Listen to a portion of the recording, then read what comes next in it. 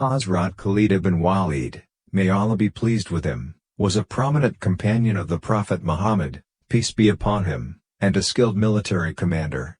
He is often referred to as Saifullah or the Sword of Allah due to his exceptional prowess in battles. Khalid ibn Waleed was born into the noble clan of Banu Makhzum in Mecca. Initially opposed to Islam, he converted after witnessing the Battle of Uhud and the bravery of the Muslims.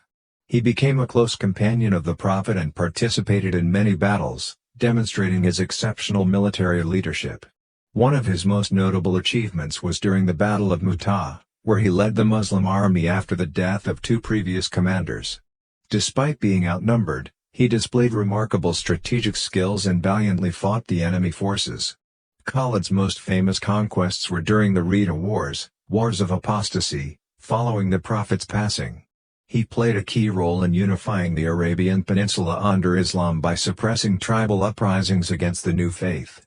His leadership in battles like the Battle of Yarmouk and the Battle of Qadisiyah during the early Islamic conquests is also highly regarded.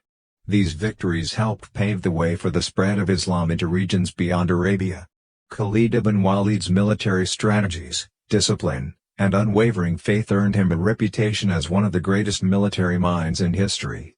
Despite his military achievements, he remained humble and devoted to Allah.